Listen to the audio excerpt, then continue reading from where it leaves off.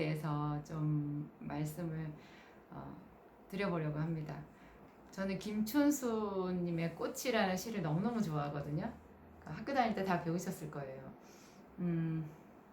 내가 그의 이름을 불러주었을 때 그는 나에게 와서 꽃이 되었다. 내가 그의 이름을 불러준 것처럼 누군가 나의 이 빛깔과 향기에 알맞은 나의 이름을 불러다오. 나도 그에게로 와서 그의 꽃이 되고 싶다. 우리는 다 무엇이 되고 싶어 한다. 그는 나에게, 나는 너에게. 나는 너에게, 너는 나에게 잊혀지지 않는 의미가 되고 싶다. 하나의 의미가 되고 싶다. 이런 내용의 시거든요. 제가 정확하게 암송을 했는지도 모르겠는데 이 너무너무 깊이가 있는 그 비밀이 담겨 있는 그런 시 같아요. 여러분 언제 사람이 아버지가 되는 줄 아세요? 아이가 태어났을 때도 물론 그 아이 신생아실에서 그 아이랑 첫 면회를 했을 때 아버지가 되었다라는 생각이 들겠죠. 근데 정말 진짜 아버지가 되는 것은 그 아이의 입에서 아빠라는 소리가 나왔을 때래요. 아빠, 아빠, 아빠 부를 때마다 그 소리를 듣는 아버지는 점점 더 아버지가 되어가는 거예요. 저도 비슷한 것 같아요. 아이들이 저를 엄마라고 부를 때마다 제가 제 마음속에 깜짝 놀래요. 아, 내가 엄마였구나. 내가 엄마구나. 이런 생각이 들어요. 근데 여러분 세상에 살아가면서 이름이 하나만 있는 사람은 없어요. 학교 다닐 때는 친구들이 다 제 이름을 불렀거든요. 정주야 하고 제 이름을 불렀는데 학교를 졸업하고 나니까 제 그 이름 부모님이 지어주신 제 이름을 불러주는 사람이 점점 적어져요. 다 나름대로 특히 한국 문화는 그렇잖아요. 제가 약국에서는 약사님하고 저를 불러요. 교회 가면 사모님하고 저를 불러요. 아이들은 저를 엄마 이렇게 불러요. 또 남편이 저를 부르는 호칭도 있죠. 그런 호칭들이 저를 만들어가는 것 같아요. 그래서 이름은 정말 중요하다는 생각이 들고요. 이름은 많이 많이 불러줘야 돼요. 제가 왜 성경톡에서 이 뜬금없는 이름 얘기를 하느냐. 하나님은 정말 이름을 소중하게 생각하시거든요.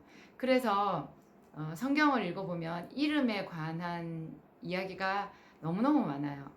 창세기 처음부터 하나님이 이름을 붙여주시잖아요. 빛을 낮이라 칭하시고 어두움을 밤이라 칭하시고 이런 것도 이름이거든요. 하나하나도 이름이에요. 그리고 만물을 다 지은 다음에 하나님이 그 첫사람 아담 앞으로 만물이 이렇게 지나가게 해요. 그러면 그 아담이 그 지나가는 그 객체들, 피조물들의 그 이름을 지어주는 거예요. 아담이 부르면 그것이 이름이 되었어요. 그 하와도 이는 내 뼈 중에 뼈요 살 중에 살이라 그러면서 여자라고 한다고 그렇게 말했거든요. 이런 거 하나하나가 다 이름이에요. 그리고 하나님이 믿음의 사람들을 이렇게 만나서 그 사람들을 교제를 하고 그 사람들과 함께 이렇게 그 하나님께서 믿음의 역사를 써가실 때 자주 해주시는 게 이름을 지어주시는 거예요. 예수님도 베드로라는 이름을 예수님이 지어주셨죠. 본래는 요한의 아들 시몬이잖아요.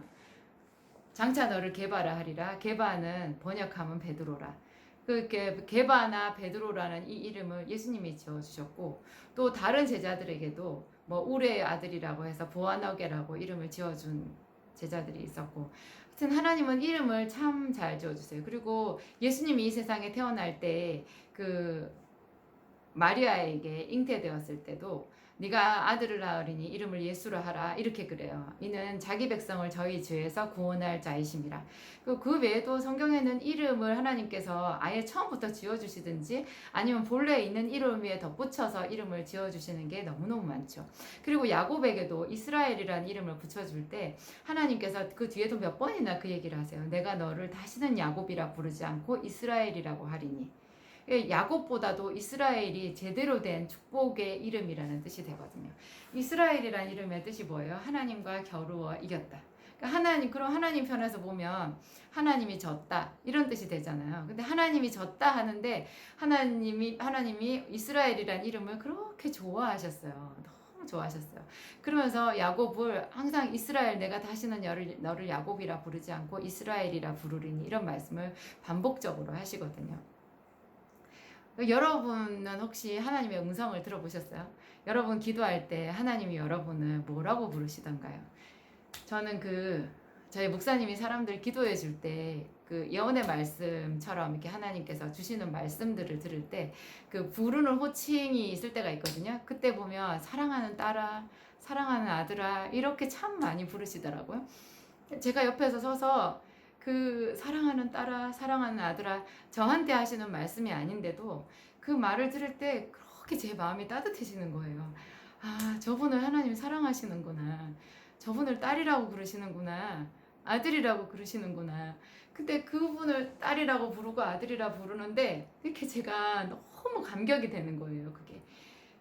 보통 우리가 부모님 밑에서 여러 형제들이 같이 클 때는 우리 엄마나 우리 아버지가 나 말고 내 동생이나 형만 사랑해 주는 것 같으면 좀 싫잖아요. 우리가 그래서 형제들 간에 그 오해도 많이 상하고 경쟁심도 생기고 상처받은 막 그런 이야기들을 많이 듣는데 그리스도 안에서 하나님의 사랑을 알게 되면 그런 게 없어지는 것 같아요.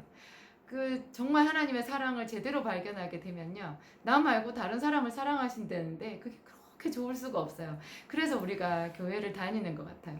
그런데 정말 여러분, 진짜 우리가 많이 불러야 되는 이름, 들어도 좋은 이름은 예수라는 이름이거든요. 하나님도 우리가 하나님의 이름을 불러줄 때 하나님이 되시는 거예요. 김춘수 그 시인이 그 꽃이라는 시에서 내가 그의 이름을 불러주었을 때 그는 나에게 와서 꽃이 되었다 하잖아요.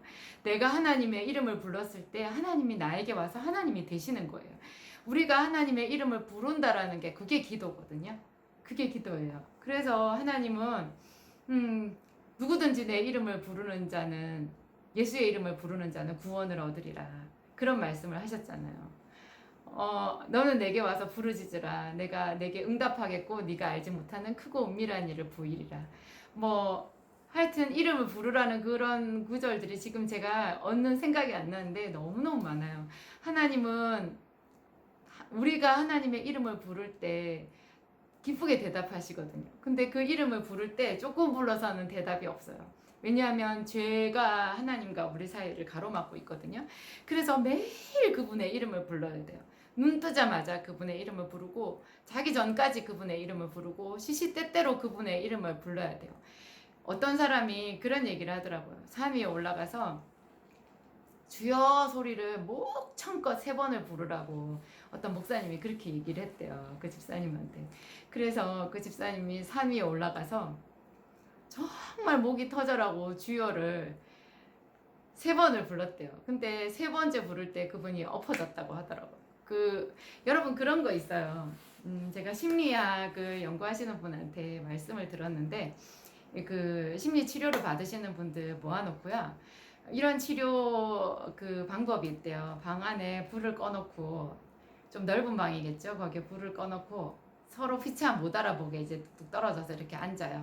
그래가지고 그 모든 사람들이 다 각각 엄마 아빠를 부르게 하는 거예요. 아니면 엄마 아버지, 어머니 아버지. 그러니까 엄마, 어머니, 아버지 이거를 목청껏 부르게 한대요. 그냥 불러요. 아무 이유 없이 그냥 불러요. 근데 그 이름 몇 번만 부르면요, 그 속이 완전 다 울음바다가 돼버린대요.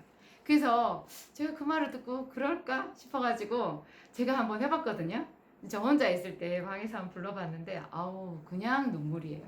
근데 여러분 이 세상에 엄마 아버지를 불러도 그렇게 눈물이 나는데 이 천지를 지으신 하나님 예수 그리스도, 우리를 지으신 예수 그리스도의 아버지 하나님 그 이름을 불렀을 때 주여라고 부르든지 예수님하고 부르든지 하나님하고 부르든지 한번 불러보세요.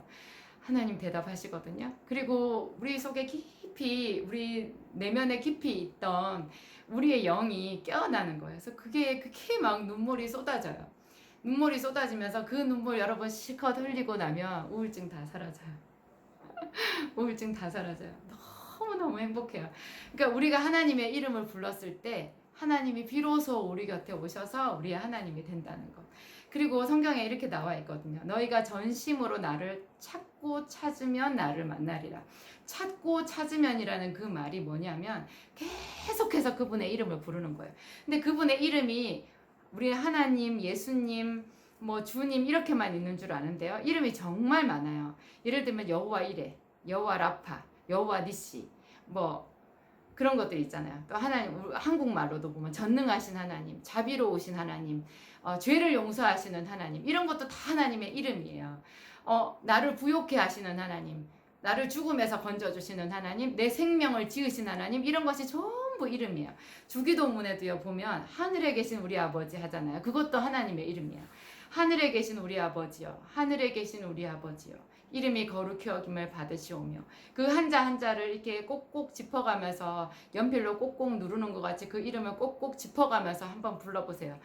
그 주기도문을 눈물 없이 다 끝까지 할 수가 없어요. 근데 이렇게 다양한 하나님의 이름을 우리가 다 알고 제대로 부르려고 하면 말씀 공부를 해야 되는 거예요.